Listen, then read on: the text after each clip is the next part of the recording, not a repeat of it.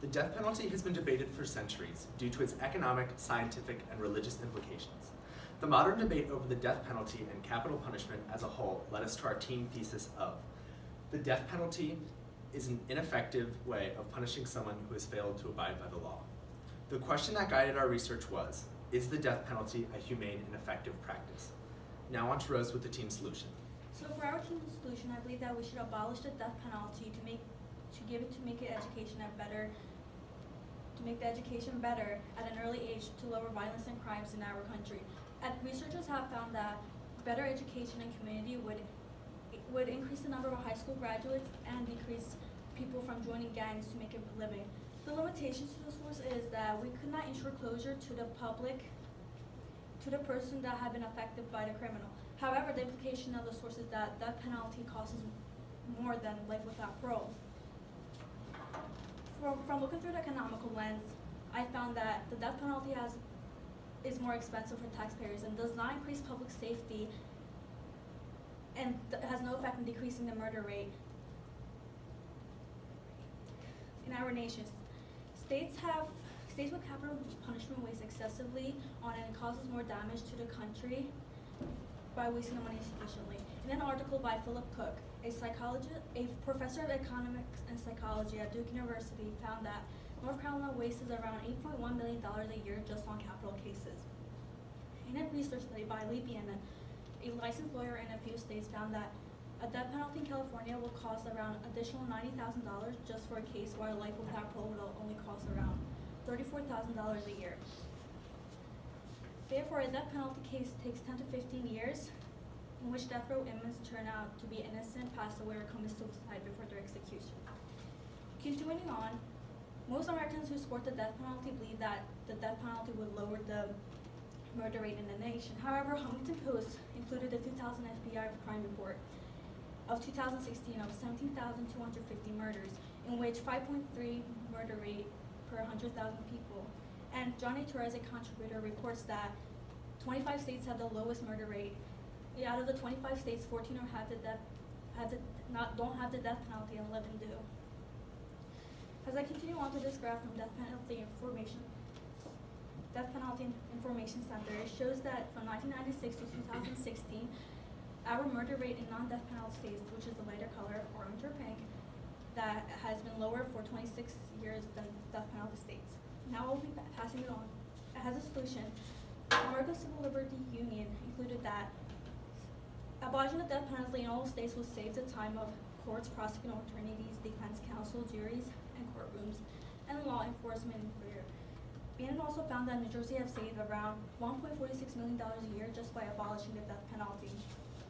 The limitation to the source is that it's more liberal. The implication of the source is that the organization's mission is to defend and to preserve all individual rights and liberties guaranteed by the law, guaranteed by the country, by the Constitution and law in the United States. Now I'll be passing it on to Alex with the scientific lens. Thank you, Rose. I will be discussing the scientific lens.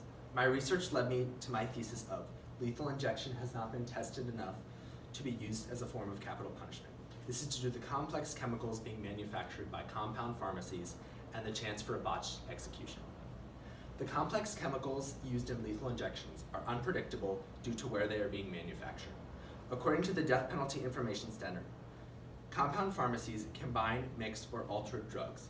Traditionally, compounding is used to meet the specific needs of an individual patient in response to a prescription. This means if a patient has an allergy to one of the ingredients in the drugs, a compound pharmacy would alter the drug so that they won't have an allergic reaction to it. These pharmacies are not fit to be creating lethal injection drugs because they only focus on altering drugs for specific patients rather than creating drugs from scratch. Multiple drug injections create problems because they create more opportunities for something to go wrong. This is why historically, one-drug lethal injections have been the most successful. 2 and 3 drug lethal injections have also been used but have not been as successful as one-drug injections. Daniel Holland, a medical writer and graduate from the University of Connecticut School of Pharmacy, calls the 3-drug mix triple cocktail because of its unpredictable nature. According to the Death Penalty Information Center, botched executions are those involving unanticipated problems or delay that cause, at least arguably, unnecessary agony for the prisoner that reflects gross incompetence of the executioner. This is normally caused by unexpected reactions to lethal injection drugs that can leave patients heavy-chested, gasping, choking, their backs arch off the gurney for an unamounted time, etc. My solution to the scientific lens is to halt the use of lethal injections due to the fact that they have complex chemicals that cannot always be predicted. The limitation with this solution is that many states see lethal injection as the most ethical way to carry out the death penalty, regardless of the implications I just mentioned. The implications of this solution is that no one else will have to suffer a chemically botched execution. I will now pass it on to Rebecca with a religious lens. To begin, my research has led me to my thesis statement that there are many forms of religion around the world, and it is important to understand each of their viewpoints before deciding a solution to capital punishment. Dr. Jasser Alda, a professor of Islamic law, has stated that the Sharia law is one that requires its followers to make decisions that benefit themselves and their society. BBC.org has said that the Buddhist religion is also very similar to the Sharia law. A Buddhist cannot cause mental or physical harm to anyone, no matter the harm that they have done to that individual. Father Gino Concetti, a Roman Catholic priest, has said that despite one's wrongdoings, the criminal does not lose his fundamental right to live. He also says that human life is sacred and inviolable. This has led me to my solution. Dr. Jasser Alda and Father Gino Concetti have said that human life is valuable. Abolishing the death penalty will respect the criminal's religious rights and their right to life. The implication to this would be that the government does not care about a criminal's religious rights, and they would rather take revenge on them and murder them to please the rest of the country. Now I'll pass it on to Paige with our counterclaim. Hello, my name is Paige Haldeman, and I will be speaking on the ethical lens. While my group members addressed the scientific, economic, and religious controversy over capital punishment, I will be addressing the opposing viewpoint in support of the death penalty. My research has led me to believe that when debating the ethics of the death penalty, one must not deny there is a fundamental difference between the cost of an innocent human life and the capital punishment of a criminal in accordance with the law. The majority of my studies were based on normative ethics and how we should place value on actions in our society. Paul Kleinman, a graduate of the University of Wisconsin, describes normative ethics as the moral guideline of our actions. Our society is worth as much as the people in it. A society can only be as stable as its people. And a society that is willing to protect individuals with corrupt normative ethics is one that has fallen to a moral end. Capital punishment must be given to a convict because it is deserved. Furthermore, the reform theory of punishment, as explained by Arnold S. Kaufman, a professor of philosophy at UCLA, suggests that an offender's crime should be reflected in the punishment given. With this being said, one's punishment should be no more or less severe than the anguish of their victim. Furthermore, capital punishment enables society to advocate the right of an innocent human life. Capital punishment is the only way we as a society can restore justice after a crime of such severity has been committed. After reviewing my research, I have come to the conclusion that our society must begin to view capital punishment for what it truly is, condemnment for lavish actions. If the system is to continue its justice, it is crucial to ensure that those who willingly violate the law will not benefit from those who live by the law. However, it can be understood that the limiting factors to this solution would be disregarding the human right to live. These are our works cited pages.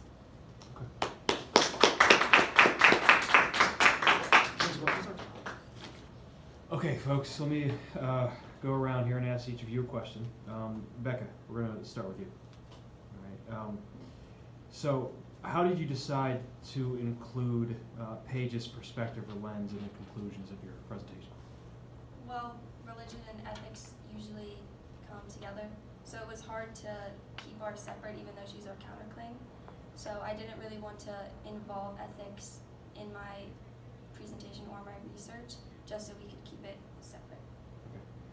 Okay, thanks. Rose, in the future, what change would you make to your group's norms, and how would you expect to improve the team's presentation? So I feel like with our norms that we have to be more, we should have more communication because it will help us present more better and have more knowledge on each other's thing. And I think we can improve this by just like being ahead of our deadlines and just going ahead by by just by knowing each other's lens differently. Okay, thanks. Paige, in what way did you improve your ability to work with the group as a result of the project? I feel like specifically Rebecca and I worked close together, and that gave me many different perspectives.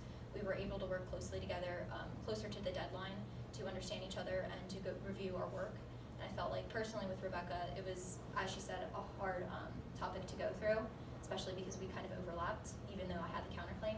So it was important that we talked together and that it gave us kind of a solution that we could all agree on for our team conclusion. Okay. And then Alex, what's the strongest counter-argument then to the solution or conclusion your team identified? The strongest counter-argument would have to be Paige's entire sort of perspective of where she came from with her paper of she really took a different look at the death penalty as a whole, and getting into ethics, she really just broke down sort of a side that I feel like a lot of people don't normally take a look at when they discuss the death penalty, and that when talking about someone's life, she argued that you have to value it different than someone who hasn't committed a crime. Okay. All right, folks, thank you.